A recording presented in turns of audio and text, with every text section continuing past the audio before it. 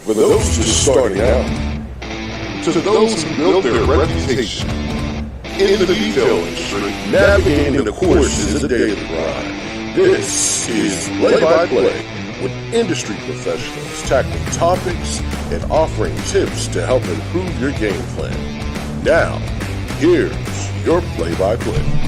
All right, what's up, everybody? So obviously the stage looks a little different today. We got Megan with Auto Geek and Jason Rose with Rupez, and here at the show still at Mobile Tech, and it's been a great show so far. Absolutely.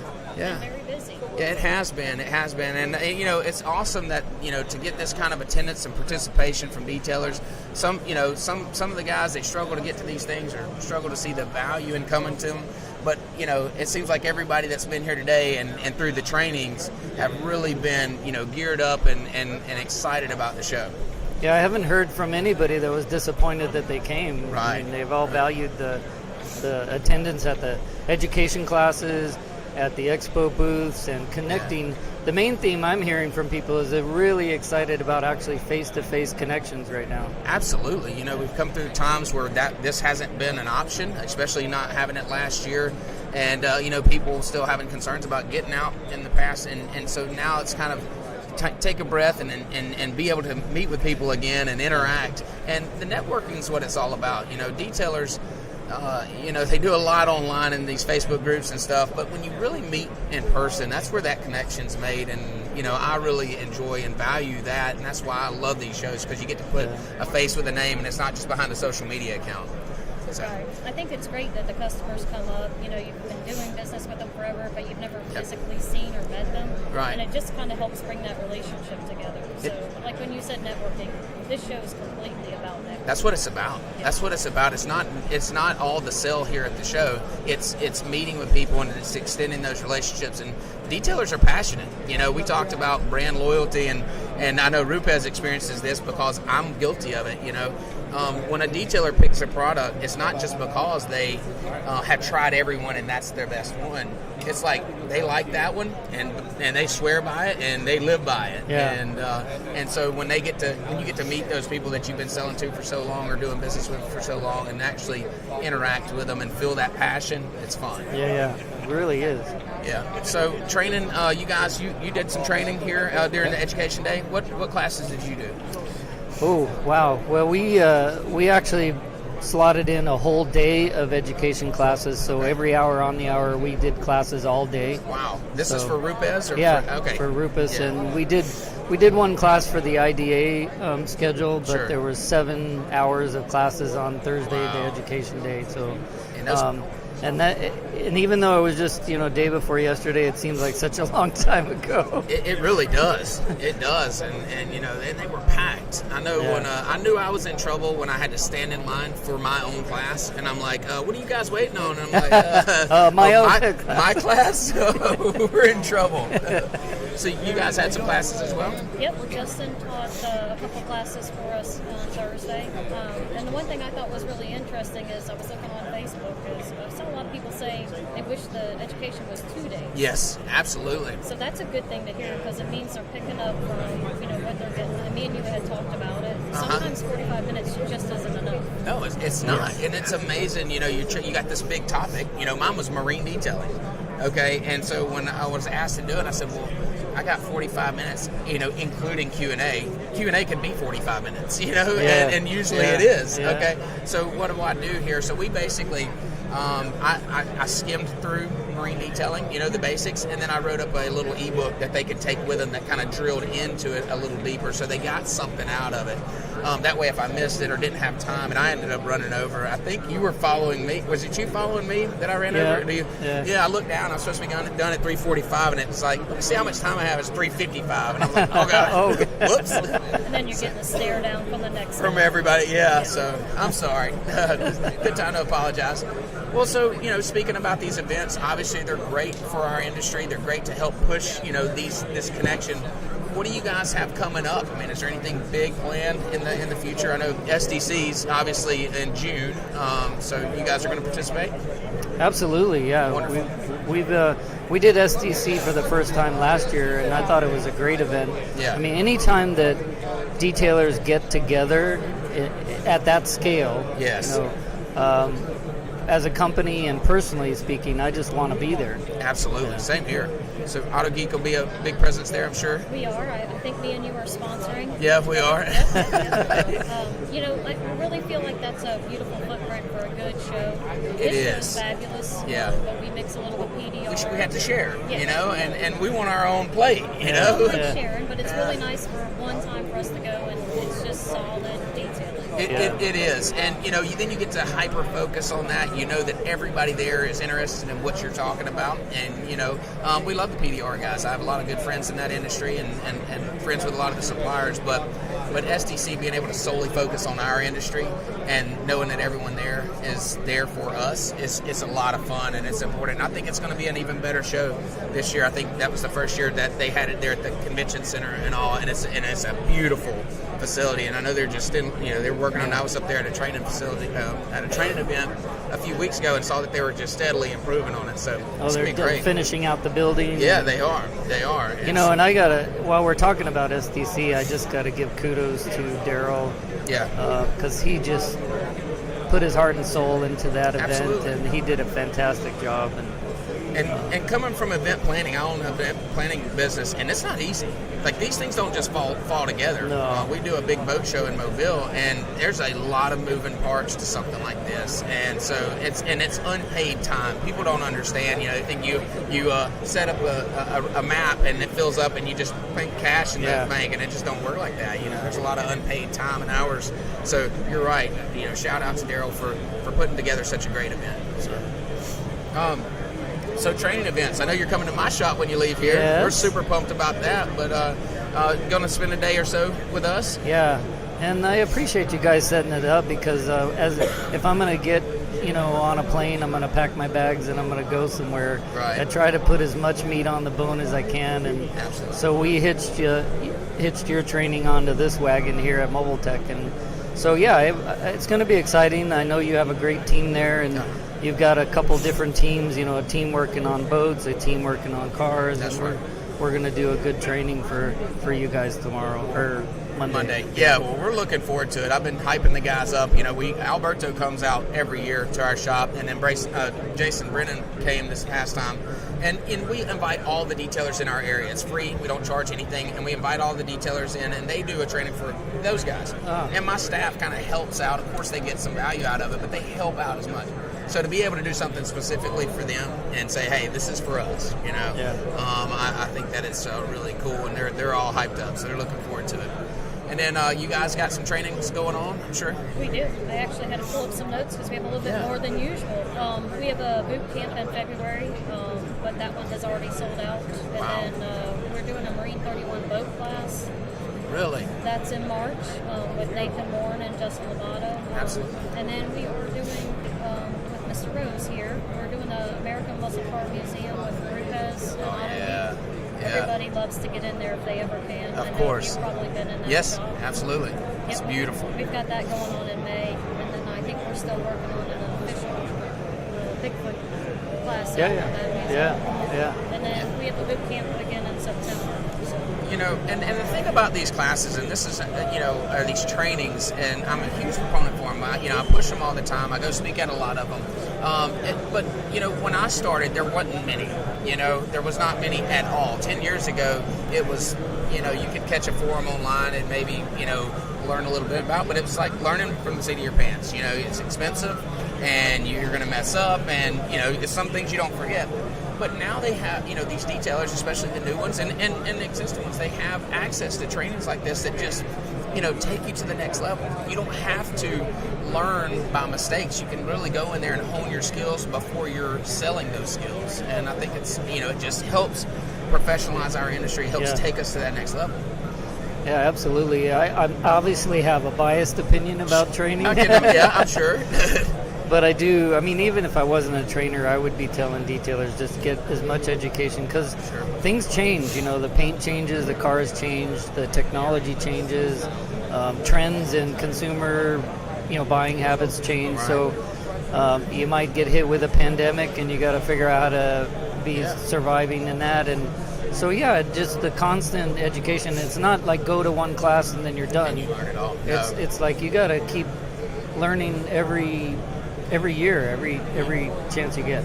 You do, and then the availability of these things. There's a ton of them out there. I always say make sure you vet it out, because there's some out there that you may not, that may just be product pushing instead of real training, and you got, they need to watch out for those things. But to get true training from guys like y'all and all, I think it's invaluable, and it just helps push the industry that much further. I think the one good thing too about training is, especially Rufus does a great job. It partners with other shops, Yes. other vendors. Yeah. I think it takes, everybody thinks everybody's kind of got their own little lane, but what they don't realize is we're all trying our hardest to work together. Absolutely. To take it to the next level. So that's what's nice about training, is when you see all these people come from all different places and they come together.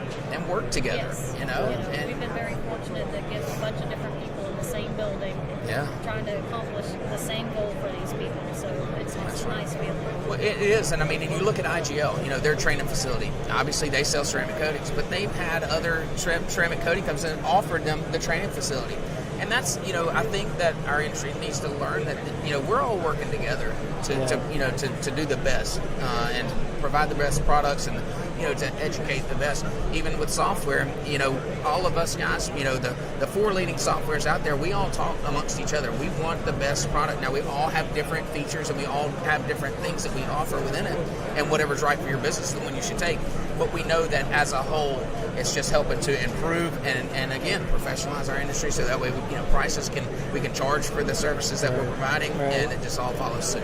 Yeah, absolutely. I think the important thing to understand, and a lot of people forget this, is there's enough room for everybody. Absolutely. Absolutely. This is a large industry, and all you're doing is providing more choices, better options, and people have different needs. So don't worry about being the one guy. Like, we all work together to make it all happen. Right. And what works one way for somebody, they may not like it. We all have personal preferences.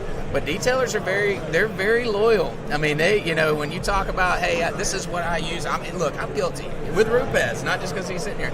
Like, when we brought Rupes into the shop, like, Chris has been trying to get me to demo some flex, and I'm like, I don't even want to look at your flex. I talk to you, you're my buddy, I'm your friend, but like, I'm sold, man. I love our machines, and detailers are like that. The ones that, listen, Billy Smith, I don't know if you guys know Detail Billy, but he's got a tattoo of our logo on his leg. Okay, and he's been using the software for a year, went and got a tattoo of Detail Bookie on his leg. Wow. That's how loyal these guys are, and so that's how important we are to them. But it's our job to make sure that, hey, we know that we play well with others, and we all want to have provide the best service. So changes in the industry. Jessica here wanted me to ask that. So what do y'all see, changing in the industry? How is it evolving? Do you see anything like coming up that's just, like kind of just really kind of shake the industry? Anything big? Let me take that one. I think the biggest change we're seeing lately is, before, like I said, I think everything was kind of divided. Okay. I feel like everybody's kind of coming back to the table together and working together. I've talked to a lot of people, in the past 6 months that I know 2 years ago wouldn't be doing and sharing with some people that they are now. And I think everybody's kind of figured it out. And I think one of the things we can attribute to that is the IDA. Absolutely. I feel like the IDA brings us all to the same table. Sure. Trying to get the same message. Training, trying to make sure we have a plan. That's right. Trying to get this industry, the step up it needs to be. When I started in this 20 years ago, we were like, oh, this is wash. Car wash. Yep, exactly. No, this is so it's taken a long time, I think, for everybody to show them that this is a real industry. These people are making 6 figures. I mean, Absolutely. They're busting their butt, but it's a craft. It is. They took the training, they've made themselves a master at it, and investment in the right products, the right staff. I mean, you invest in staff, like you send over to Jason, right. Hey, go see Jason Rose, or go see this. You spend the money, you take it to the next level, and I think finally now this industry is at that place now where we're like, all right, we're one big family, we're working together. Correct. And I do think the IDA, and I'm sure you'll agree with me, has made a lot of that happen. Absolutely. Yeah, and the areas I think of when you ask that question, like what do you see as future changes? the two areas that I'm most involved in is a global perspective on detailing, so how other countries detail, and then paint. I'm really close to the paint part of the car. I don't do interiors and engines and all that stuff, but those are the two areas I think of. So in those areas, the future, what I see is the detail business is getting more legitimized in countries where right now it isn't. Yeah, they're still back in that mindset of 20 years ago. Yeah. So the United States detailing industry is probably 10 years ahead of some other countries. Wow. And for example, Italy is one I can think of where the business is it's in its infancy stage. It's like people don't even know really what detailing is. No kidding. So it like takes me back 15, 20 years ago where you had to actually explain to your customer what you're going to do on the car. Absolutely. So they're all about that, but there's very passionate people. So one trend I see is just the business of detailing is going to get more legitimized throughout different countries in the world.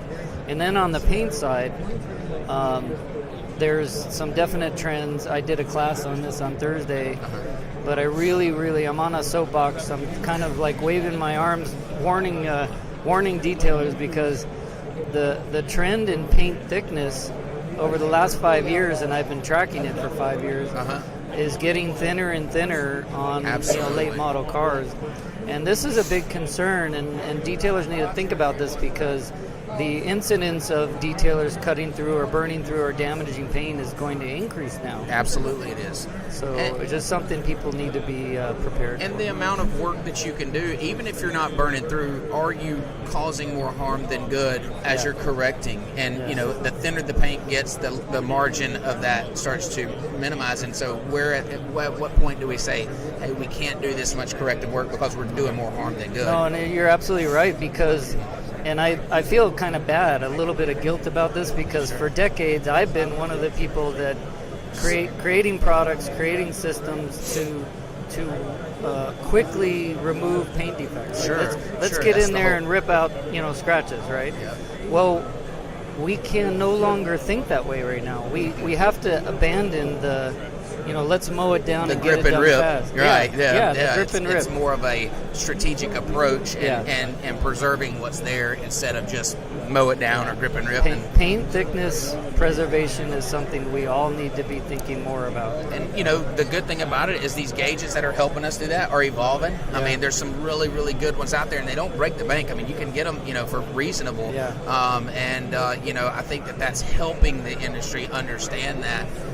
One of the questions, these must have came in off our podcast, but one of the questions for Megan was, you offer so many products out there. How do you suggest certain products, or do you just let the customer kind of weed them in and out and choose what's right for them, or how do you guys know how to suggest what product to say what customer?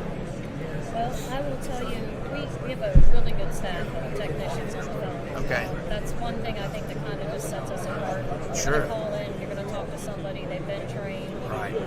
But the downside of that is they might have their and we're okay with that, because the one thing we tell people is you can try it, you might not like it, but the next guy might. Sure. If it works for you, then that's your favorite product. Then great, use it. If not, let's try something else. And the joy is we got 140 brands, so we'll find one that you like. If you can't find something you don't like, then you're just too hard to please, most likely. Well, that happens on occasion, but that's just how we do it. Somebody will ask for a specific product, and I can tell you, one of my guys, if they ask for 10 different applications, they might give them 10 different brands. Sure. Yep. We don't make them loyal to anything. They're there to take care of the customer. If the customer's not happy, then you're not our job, and we don't have a lifetime customer. Absolutely. So that's what we're going after. Lifetime customer. So whatever it is we have to do, you want to keep them happy for them. Make sure that they can do this in their price range and be happy with it. That's how we do it. And I think that's awesome because obviously, one brand selling their product, their goal is to sell you that product. Your goal is to just sell you what works for you and keep you happy. And so, you kind of get the best of all worlds there. So we talked a lot about detailing. Somebody want to know, what's life outside of detailing? I mean, you guys just dreaming of polishing cars all day and night? I mean, I'm sure there's life outside of roof pads, life outside of polishing. Any kind of hobbies or Oh, absolutely. I have a really big passion. Of course, the paint polishing has been a passion for decades, but sure. I'm a Jeep enthusiast, so I do a lot of trail riding, a lot of rock crawling, and that's my thing. Yeah. Awesome. What about you, Megan? Well, I am a camper. Okay, yeah. If I'm not working, I try to completely unplug. So Love it. I hook up the fifth wheel. We go find a campground. Love camping. Yeah. Just being outside. When you're inside all day. Oh, you absolutely. get cold, you just want to get out. See the sun, feel it. Yeah, man, it's great. And and it's nice to get away. So I have 4 kids. The youngest being my daughter. I have 3 sons and a daughter. And so I have no life. Period. My life is their life. Yeah. But listen, no, seriously, my wife does a fantastic job. She's head of our household. She runs that ship very well. She also owns her own business. She has a fitness business. I don't want to take away from that, but she runs our home and our kids like a well-oiled machine, and I just kind of show up and do what I'm told to do when I'm told to do it. And so that's my hobbies, baseball and dance and pageants and wherever we're going to next. But there is life outside of detailing, and I think for a lot of detailers, they forget that sometimes because they're so ingrained and entrapped. And you can tell that because when they come to your booth, that's all they want to talk about. And like when we go to dinner at night, that's all they want to talk about. And I'm like, hey, we got things going on outside of polishing a car. Let's talk about that. So and it's important to have that balance. It is. Just for the success of your business, it's important to have that balance. Right. And understanding the customer, like when you're selling a job to a customer, they don't care necessarily about the technical side. That's why they hired you. They want a relationship with you, and of course, they want to know what you're doing and why you're charging what you're charging. But you don't need to get down to the to the mill or to the grit sandpaper or whatever you're doing. You got to be able to relate to these customers. Yeah. I think it's the same thing like when you say with brand loyalty. Your customers, just talking to somebody else, and me as a customer is, on the later end of life about the past. Sure. And that guy has been a customer for his forever. They're like family. Absolutely. And when that happens, they're always going to use you. And they'll even call on you on something that's not even related to it. Oh, absolutely. And it happens at my shop all the time. I mean, I have guys, people come into our office and, they trust. They build that trust, and we get asked, do you guys have recommendations for this or this? And it's completely unrelated to detail, but they know that we're involved in, the automotive industry, so they want suggestions on things that, may or may not have. And that's the trust that we built with them. I think it's important.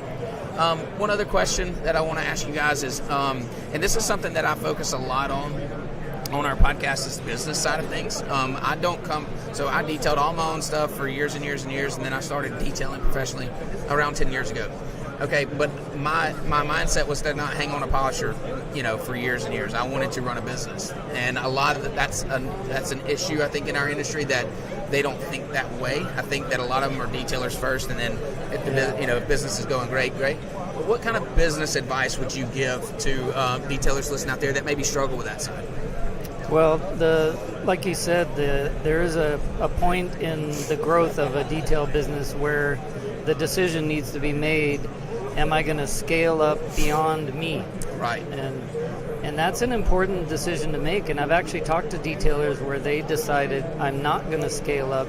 I want to be on the car. Sure. And if that's the case, man, so be it. It's your business. More power to you. Yeah.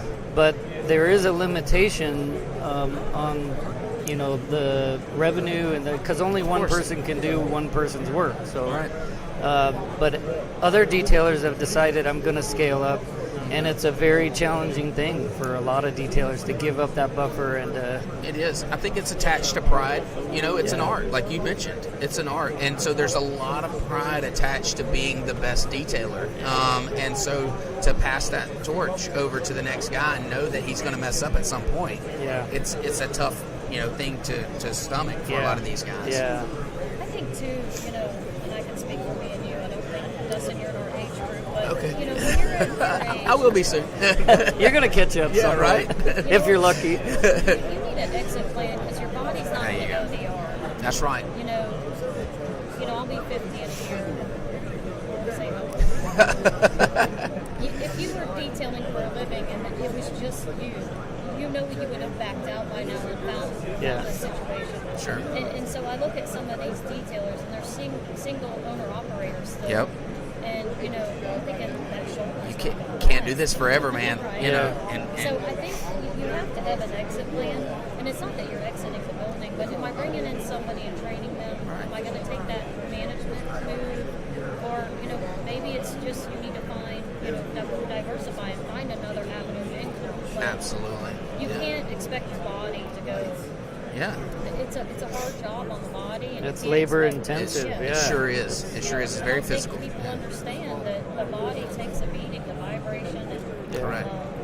It makes me nervous when I see some people. We have some customers that a little older than me, and they're still out there. Operators, and I'm like, oh man. Yeah. They're a bigger person than me. And I think some of it too is passing it to the next generation. Is teaching what we've learned over the years and not just holding it in. Because you could, if we all keep it in, then how do we let the new ones come up? Yeah. And so some of that responsibility falls on the older detailers to say, hey, bring someone in and train them up the way that how it's done, how to do it over the years. Of course, things evolve and things change. But you owe it to the industry that supported you through your life and provided a lifestyle for you to pass that along. And so I think that's as important as well, and as the evolution of coming out of the business. But you're right, you don't have to exit. Exiting an exit strategy doesn't mean you leave, and never look back. It's just a different position in the company. It's different, involved in that level. So. Well, awesome, guys. I really appreciate you taking time. I know it's a busy day. It's busy here in our booth. I know it's slammed in y'all's. I appreciate y'all taking the time to come over and talk. The audience here, they love to see you guys on here answering some good questions. And I really appreciate Jason and Megan for y'all coming in and sitting in. My pleasure. Thanks for the invite. Yeah, absolutely. Thank you. Thank you so much.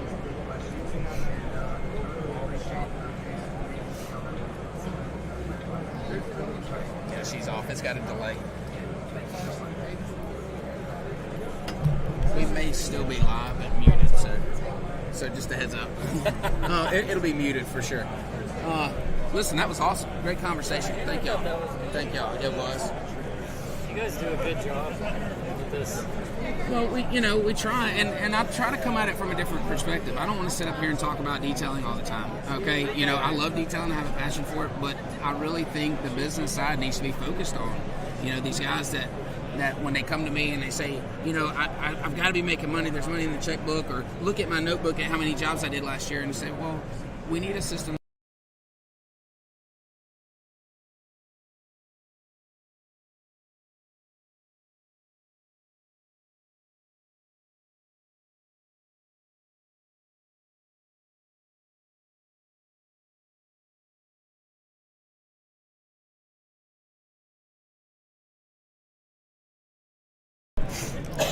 And we can adjust the headsets. I like mine loud. A lot of people don't. So, go ahead.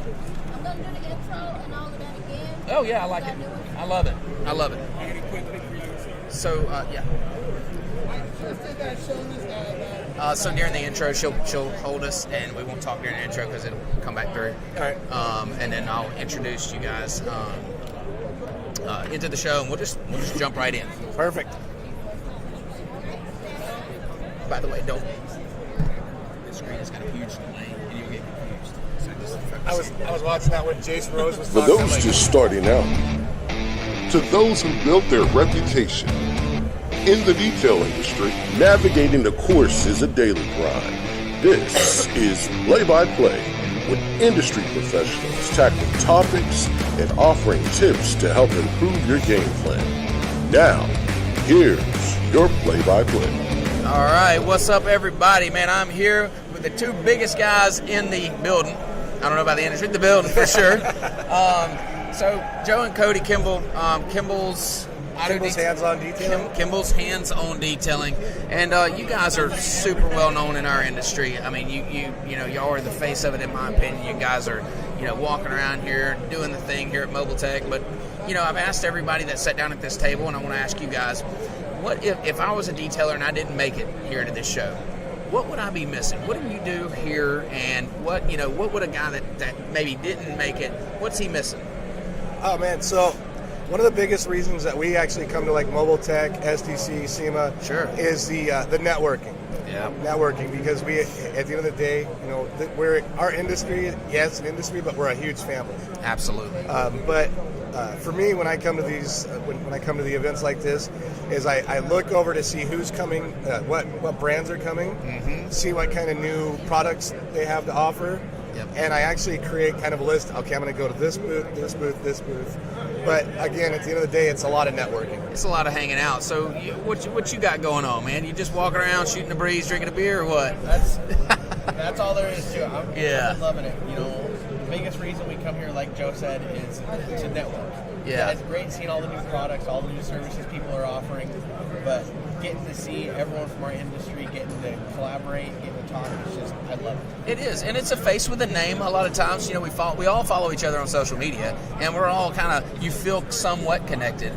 But to see it in person, to give the hug, to give the handshake, you know, to really relate outside of a phone screen or a computer screen, this is what life's all about, and we haven't got to experience this a whole lot in a couple of years. Exactly. So I think that added to this show. It said, you know, there's a lot of people that really wanted that face-to-face connection again, and it's making for a great show, man. I know it's been packed. It's you know, the other part that's amazing is, you know, I personally put my life out there on social media. I know you do. I share everything. You know, with Joey with his autism. Sure. I share everything. I don't come here for the fame, like, oh my God, there's Joe Kimball, let's go and talk to him. Yeah.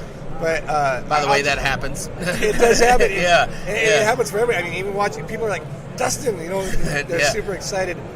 But I'll just kind of give an example of one thing that really I enjoy. But you know, the other day we were walking out of one of the training classes, and this gentleman is walking down the main hall here, and he's walking right at me. And his eyes are like on me. I don't know who this guy is, and I should. I feel bad, but he came up and immediately he poured his life story out to me about how, you know, how I inspire him to get up every day, to go to work. He's got a child. He's got a son with autism. Sure. Wow. It's inspired him to share his story through his business. You know, he really enjoys how we use Kimball's as a platform to spread autism awareness. Yeah. And it's humbling to hear that. At the same time, sometimes it's kind of scary because I was just talking to my brother the other night, and I said, you know, I love that part, but on the same token, it gets overwhelming. It's a big responsibility. I don't ever want to let anybody down. Yeah. I mean, that started with my parents. I never wanted to let my parents down. And now, you know, people that I don't know, I never want to let them down. But that's probably one of the biggest reasons I love coming to these, is to hear the stories that everybody has to share. Yeah, and there's a ton of them, and I'm sure you hear a lot of that too, trickling down, you know, and with your brother and all. So how is it at the shop? What's the work environment like between you guys? Is it always just peaceful and quiet? Are y'all like the Orange County choppers, like throwing chairs across the room?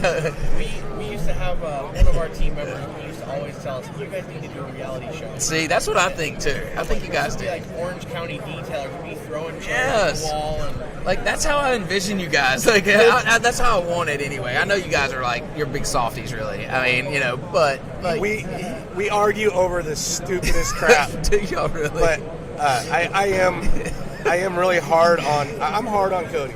Yeah. I'm super hard on Cody.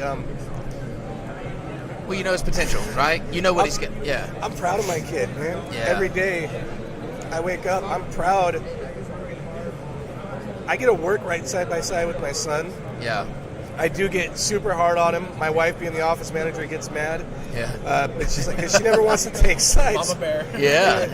But yeah, we argue about the stupidest crap. That's so funny. If you leave a water bottle on his workbench, Oh, he's going off. I'm losing it.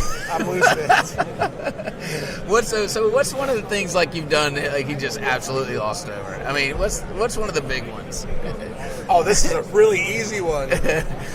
Look, he's supposed to remember this. It has to do with the one most important room in the shop, What is that? the bathroom. Oh, it's bathroom maintenance, huh? No, it's not bathroom maintenance. It's trying to get in the middle of the day, and it's like, Oh, it's always full. it's always full. Who's, my office. who's hanging out in the bathroom? You? I don't have an office. That's where I can go and get away from everyone. Yeah. What are you doing in the bathroom so much? Whatever comes up. I'm not dealing with shop. That's Your escape. Facebook, I'm just hanging out. It's like, That's hilarious. you can't come bother me. So, what is your role at y'all's business? I kind of do a little bit of everything. Okay. Primarily, I'm the hands-on detailer. Okay. Yeah. I work with the whole team. He does more of the general manager role, whereas Yeah. You're running the team. You're running the crew, and he's kind of overseeing the operation. kind of, yeah. Yeah, and I'm sure there's some bleed through. I mean, that's like me and my dad. So we work together just like you guys. We have the family environment. That's why I think we relate so well. And there's a lot of the same. So, you know, I don't even know what his technical position or is, but you know, he's the wherever he needs to be doing whatever he needs to do. And sometimes that's what sometimes that's doing my job while I'm out doing this, or sometimes that's doing this one. And we just figure it out. You know that both of you have the best interest of the company in mind, and so whatever that person's doing, it's got to be what they need to be doing, or else they wouldn't be doing it. Right. And it's that respect thing.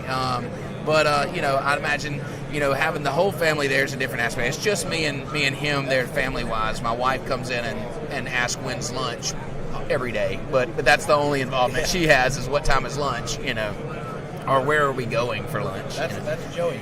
Okay, that's Joey. Joey walks around, fires everybody, Fires hangs it. out. Yeah. It's kind of cold back home right now, so he's the one sitting in the office next to the heater, and I'm like, Joey, you got to work. Yeah. Being the family business mode with my wife running the office, she's the office manager. She keeps us in check. Yeah.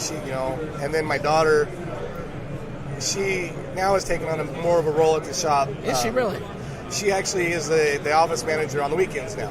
Fantastic. So it is truly a family-run business. 100% family run. That's beautiful, man. That's awesome. Our whole team, we consider them to be family. Sure. They're not just our team members; they're our family. Yeah, and so that's the environment that we've laid at our shop. And that's the truth. We go do things. I mean, we're known for our parties that we go do or the events that we go do as a company. But true like blood related. It's just myself and my dad. And then everybody else is just, is our family, and we believe in that. But so the daughter's getting in the mix, your sister's getting in the mix, and she's helping out and all. And so when you guys come down here, kind of circling back to this event, training events, I mean, did you guys do any kind of education day or training? Or? So I'll be honest, Cody actually went to more than, I went to one. Yeah, okay. I went to the one on hiring. Okay. Because that's a big struggle I have right now. Uh-huh. Cody actually went to quite a few, so he's more the one to answer that one. Yeah, which ones did you go to? So I went to the Detailing Success with Running Doyle. Yeah, that had to be a good one. Oh yeah, I went to Improving Your Polishing with Jason Rose and Todd Helm. Love that. And I went to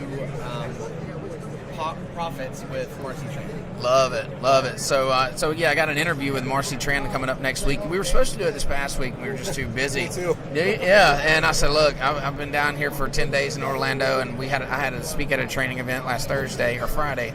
And anyways, we had an interview in between. I said, look, let's push it till after Mobile Tech. But Jason Rose, I mean, dude, he was just on set here, and wealth of knowledge. He's actually coming to my shop Monday, but I know there were some takeaways from that class. Oh, most definitely. Yeah. He taught us a method that I've never even heard of it. It was water boosting. Yeah, hydro boosting. Yep, I knew that's what you were going to say. I love when he teaches that. We do it at the shop every now and then. We'll use like like a spray seal, like a Yeah, heat maker. like a quick detailer or something. Spray Yeah, yeah. and he's like, trust me, try it with water.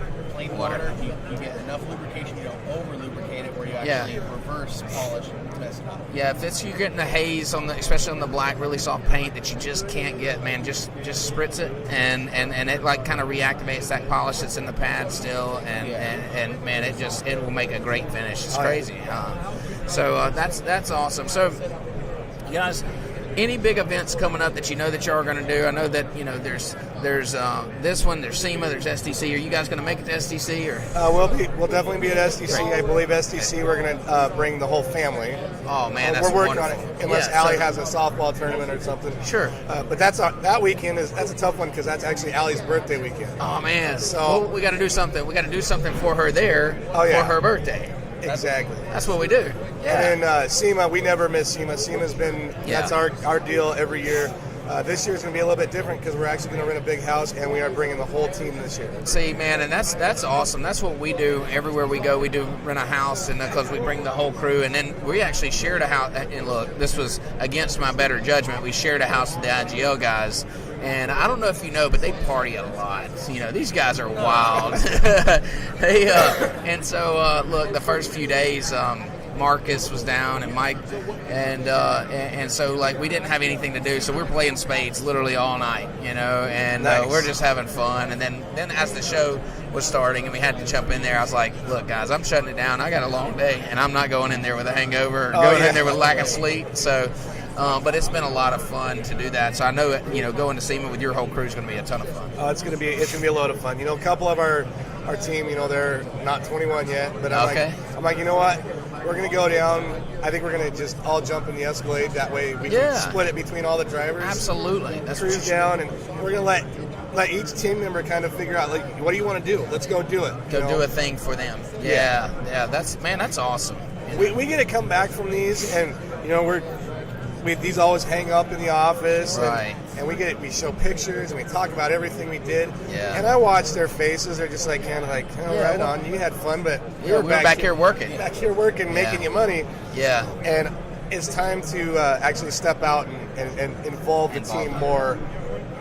We talk about I talk about you all the time, and and they're like, man, sure love to meet this guy. Well, it's a great chance to do that at those things. And it's a financial commitment. Listen, it's not easy dragging the whole team. It's not easy shutting down. That's the hardest part, is shutting down. It is.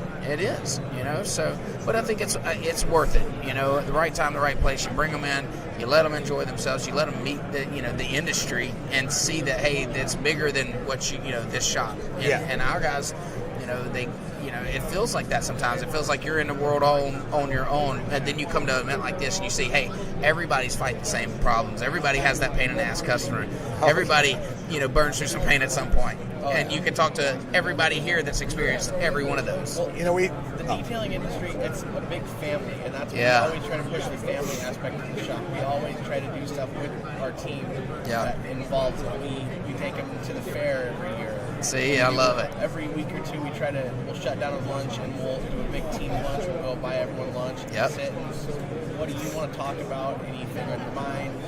What's going on at home? How's the family doing? Right. We try to involve our team as much as possible because they take care of us. We need to take care of them. Absolutely. And listen, that's something that you do that Walmart can't compete with.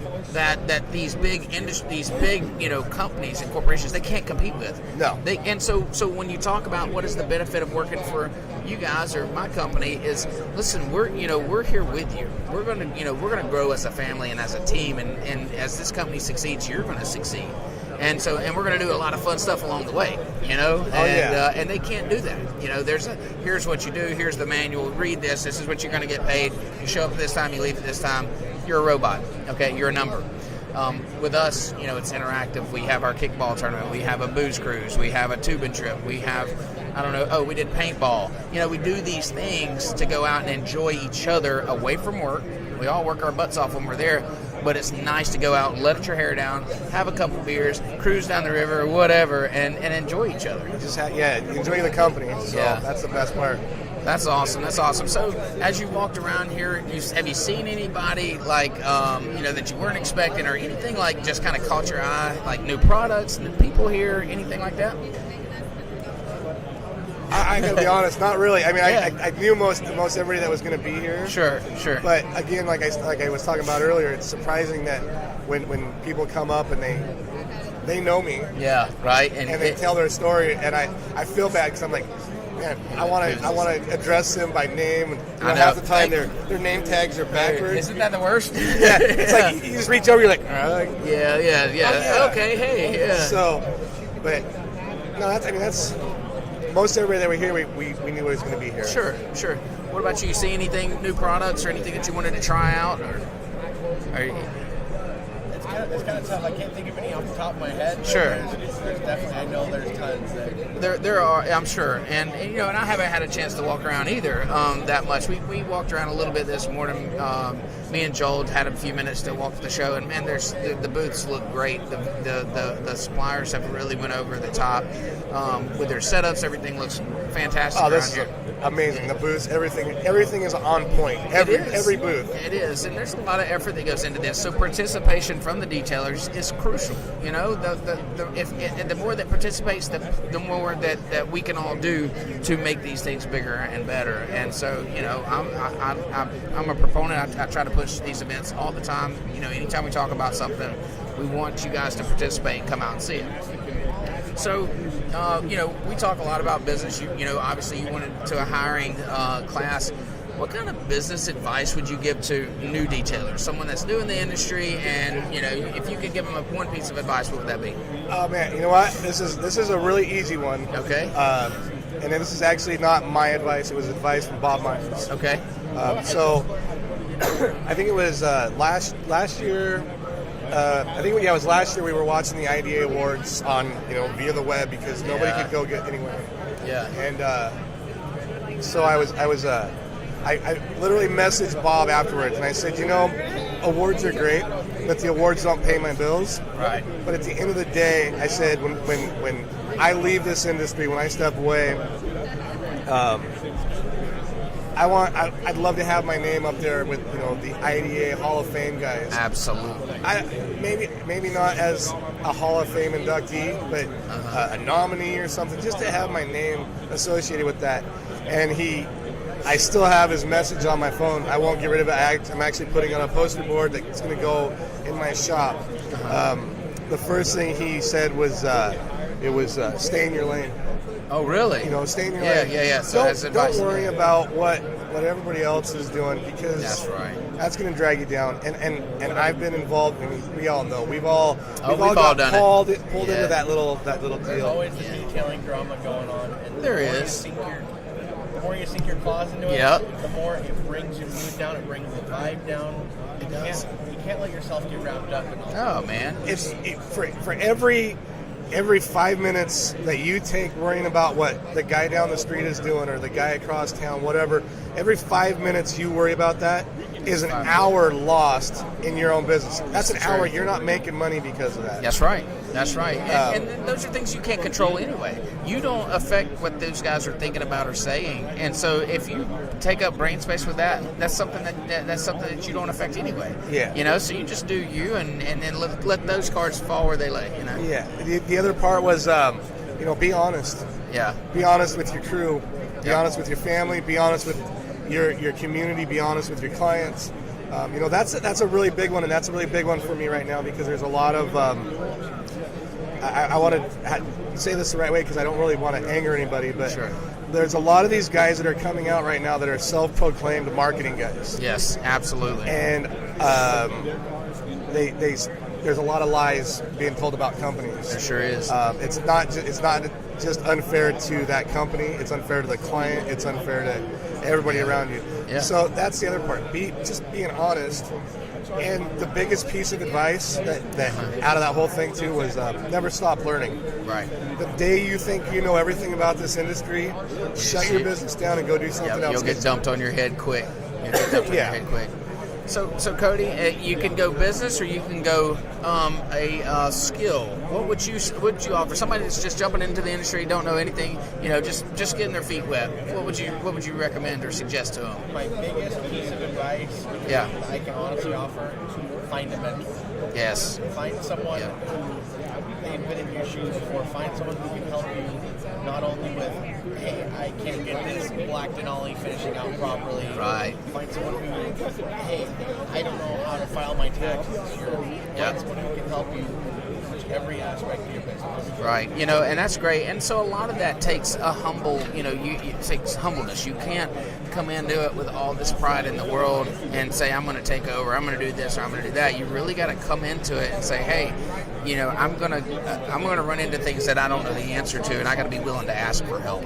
Oh, you always have to be willing to ask for help. Absolutely. We hear this a lot. I've been doing this for over 30 years. Yeah. Not on a full-time basis, but I've been doing this for over 30 years. And I'm not going to lie, when we started getting out and we got our shop going, pardon me, I thought I was shit. Yeah. Like, I know everything there is. I am the guy to go to. Right. I don't know half of what I thought I knew. Absolutely. But the best part is, and this also ties into, advice to detailers just getting into it and coming to events like this. Bring your business cards. Yes. Hand them out, because I guarantee everybody else is going to hand you a card. You're going to get cards, yeah. And they're probably going to tell you the same thing that I tell everybody. Here's my card. It's got my cell number. Yeah. It's got everything on here. Look me up on social media. If you ever need anything, give me a call. Text me, call me, whatever. I'm going to help you out. And it's funny because I get probably 30 to 40 messages a day or pictures on, hey, check this out. Or how do I do this, or what would you do? Yeah, same here. And when you open that door, sometimes you're like, you want to help, and you want to help as much as you can, but there's only so much time in a day. And so, but just know that we are here, and we are going to help you. You just be patient sometimes. I get the same thing, and it's like we try to get to those as we can, but we're here to help because it helps the industry. One thing that I think about is what I would love to see is these guys that are coming in is making sure you treat it as a business. We can, of course, you can. There's always the side work and blah blah blah, but treat this thing as a business. Come in, get your business license, get you some insurance, treat it. Get you a business checking account, and start doing things the right way from the beginning. It's easier to do it from the start, the right way from the beginning, than it is to fix it in the middle. It is, and yes, it costs you a little bit on the front end, but what it does to you to legitimize what you're doing, and when I come in to help somebody, and somebody calls and asks me a question, and I ask you, I said, well, and they're like, well, how do I know my business expense from my personal? I said, well, because you have 2 checking accounts, right? And what spend over here? No, I don't have that. I said, well, okay, well, this is where we're going to start then. First thing let's do is go down there and open up a free business checking account. Yeah. Put $100 in there. Now, any money that gets spent out of that is your business expense, And we'll talk about what can be and can't be, but let's go start there. And that's my advice is let's start it right from this, get it right from the start as close as you can. Of course, you're going to change things over time, but try to get it as close to right as you can from the start. Exactly. And one of the biggest parts about that, you just nailed it, is getting licensed, getting insurance. Yep. I hear so many times, from these guys, I can't afford to get my license right now. I can't afford to get my insurance right now. Yep. And now, I'm going to be honest, I laugh at them. I will laugh in their face, not because I'm being disrespectful, but it's like, you want these cars to come in.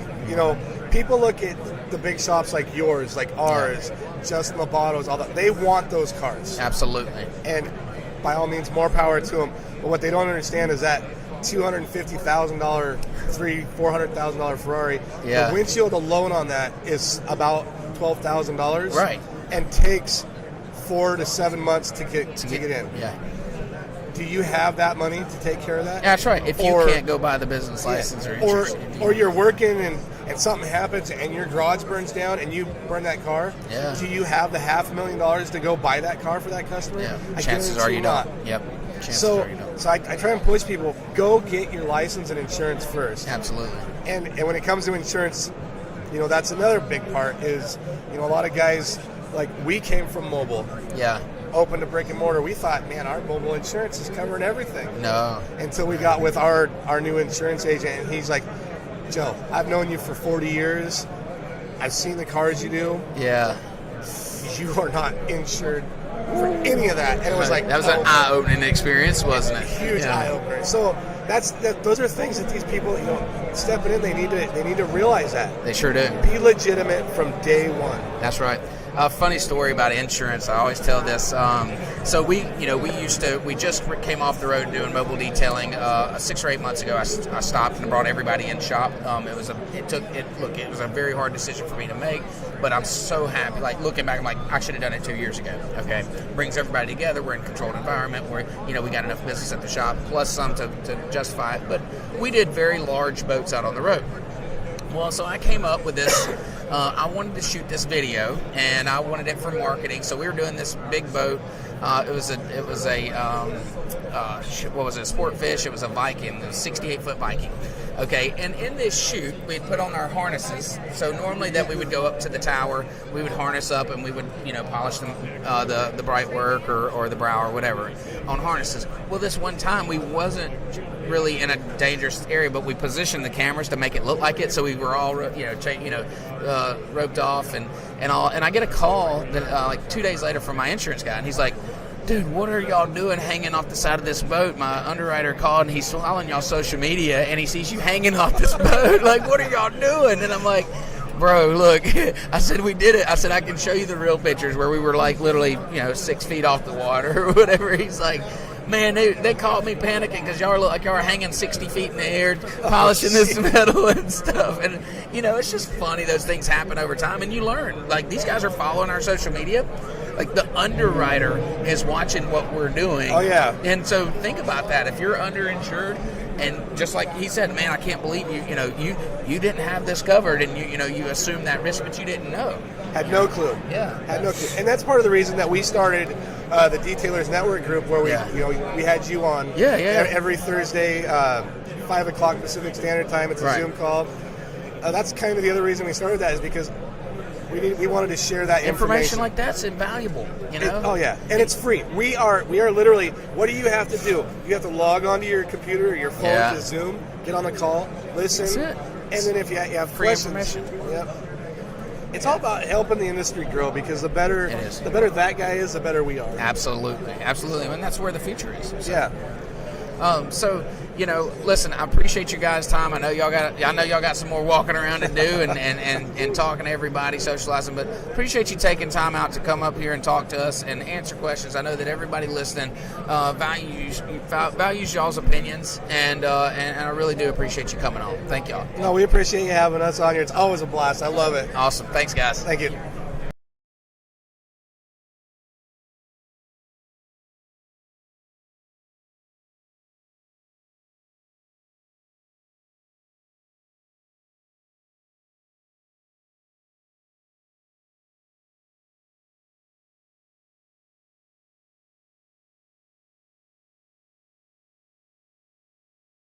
For those just starting out, to those who built their reputation, in the detail industry, navigating the course is a daily grind. This is Play-by-Play, with industry professionals tackling topics and offering tips to help improve your game plan. Now, here's your play-by-play. Well, you already know who this man is, Billy Boggess with ADG, probably the most popular guy on Facebook right now, for sure, on or off Facebook. Or off Facebook. Yeah. And, listen, we've been sitting here talking to a bunch of different people, and I couldn't imagine a podcast where you're in the same building and not having you on with us. Me and you are friends outside of this business, and we really value what each other's opinions and what we have going on. I put a lot of respect into everything that you've done for this industry. You've been in it longer than I have, and you have a strong voice and you have strong opinions. And I think that to be able to sit down and have a one-on-one with you is a must when we're in the same building, for sure. Well, I definitely appreciate it. It's always good being on with you, Dustin. Yeah, we are good friends, and we talk about some of the stuff, off the record too, in our personal lives. Sure. Yeah, and I think that's very important. A lot of guys that see us, they see one side. We're on social media, we're on, making videos and stuff, but we have lives outside of detailing. We have lives outside of ADG and Detail Bookie. And so, it may be like, I remember texting you the other day, hey, I'm in a rut, man. I feel like I'm struggling a little bit. And, and nobody sees this stuff. They only see the smiles and the happy. And I know you have been better about showing, like, hey, man, when times get tough, this is where I go to. And so, let's talk about a little bit about that if you want to. Let's talk about, kind of how you've used your platform to really get real with people? Well, I mean, I think too much. What's the saying goes? To those much is given, much is expected. So I feel like it's not like we're not at that point where, but I'm always grateful every single day to have the opportunity and the platform that we have. Sure. And I guess I feel like a responsibility on one hand and really a passion to say, hey, you know what, guys, let me tell you guys something, because the detail industry is a very small industry by and large, and we're almost like a family. These are my people.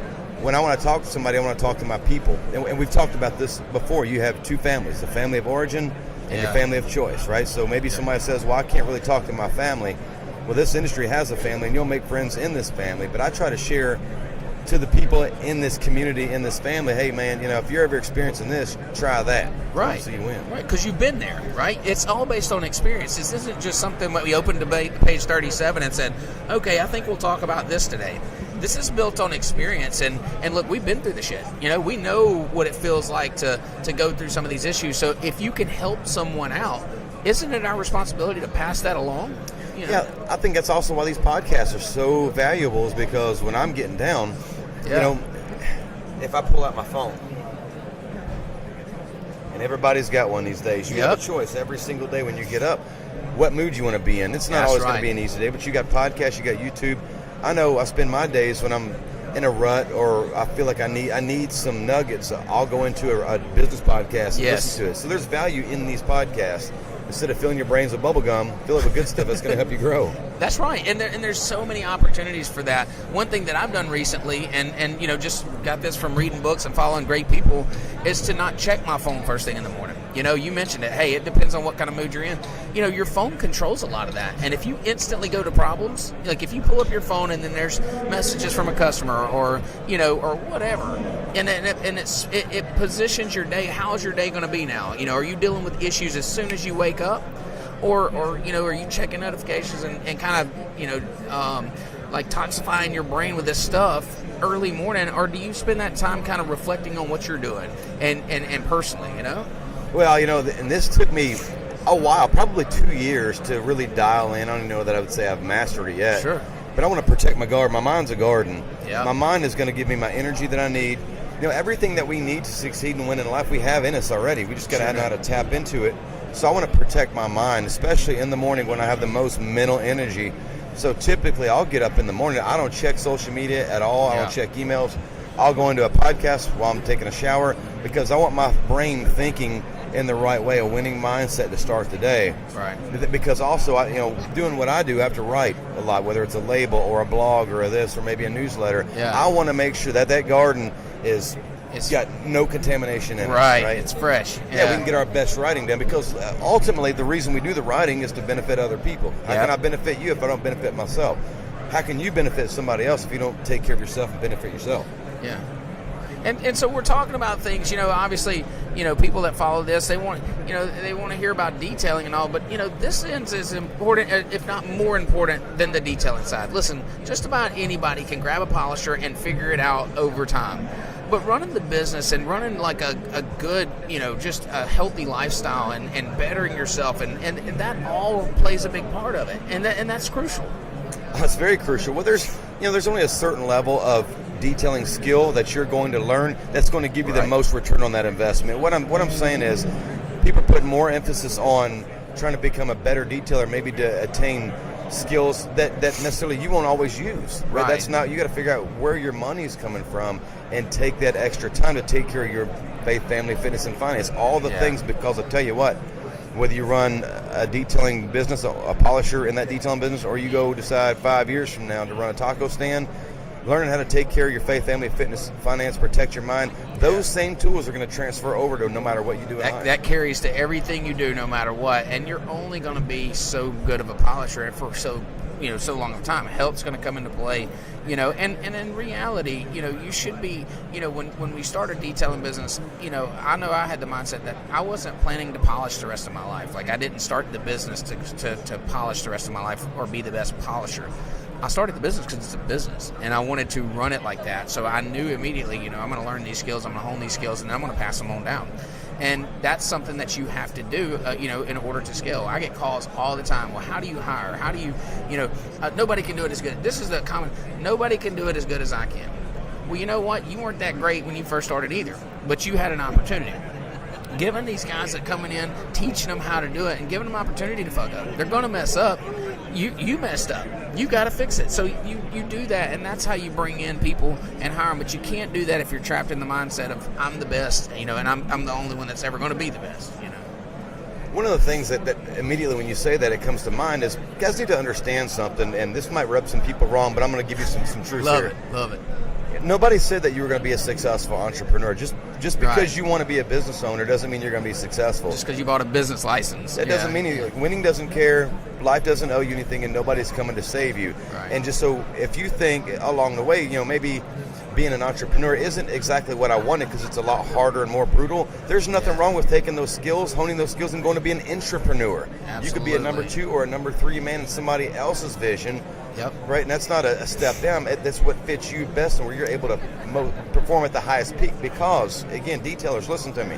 If you want to scale up to be a better business owner in the space that you're working in, your ability to polish a car is going to have the least effect in your overall happiness in life. That's the truth. That's the truth. Once you start to progress through that, those skills are really pushed by the wayside. I mean, literally, I had to teach a marine detail training event. The IDA asked me to do it, and I had to go back. I mean, it's been that long since I've been in the shop, and literally, I wrote out the thing and then did an ebook and all. But I learn how I was going to train somebody to do it. Because I've been talking business for years now, and to have to go back into that classroom setting and teach this this thing from start to finish.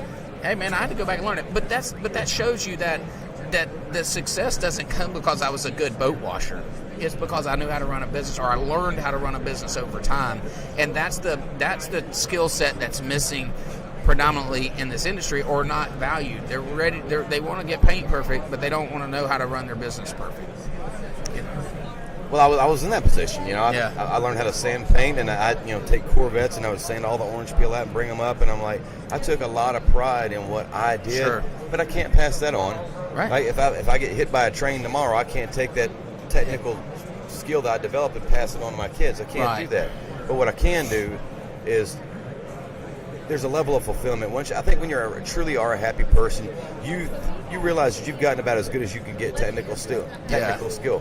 Now, what else can I do? Right. I mean, how can I help other people? And that goes back to the mindset of gratitude. Yep. And that's building a legacy. We all want to leave behind something, right? And, to keep it all trapped inside and I'm the best and this is what I'm going to do.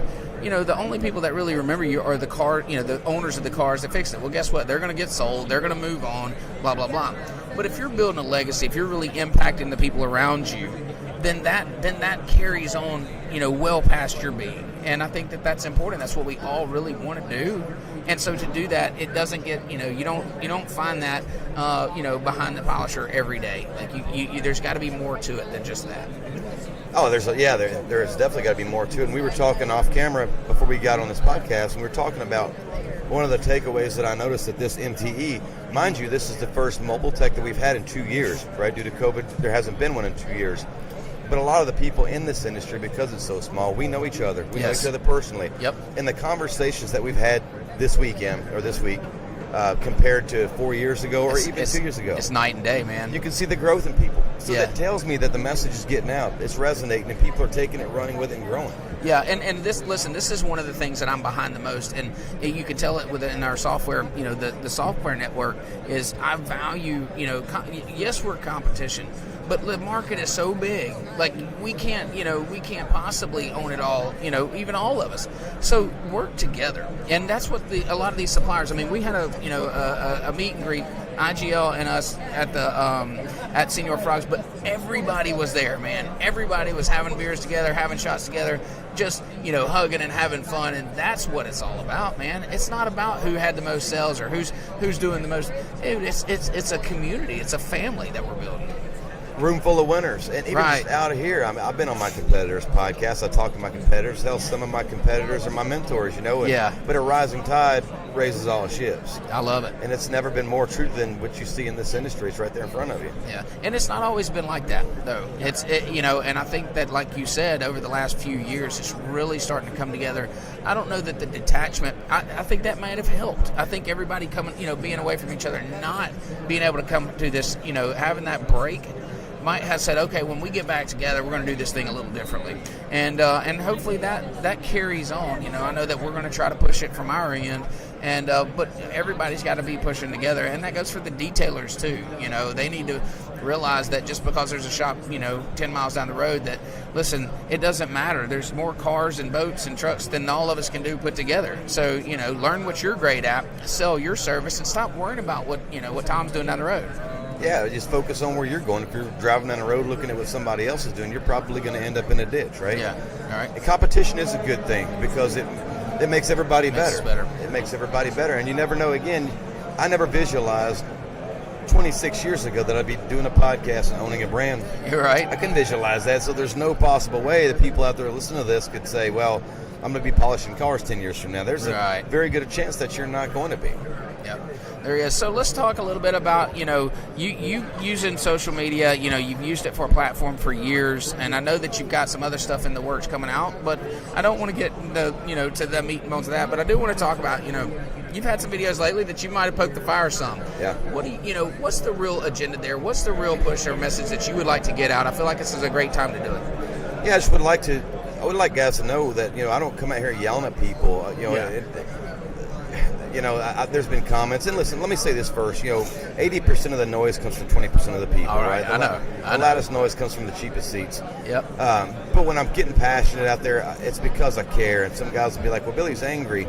I assure you, I have better control over my life. I promise you. Yeah. Than to allow somebody on a Facebook forum behind a keyboard somewhere to distract my life. Sure. You don't have that kind of power. I won't give you that kind of power.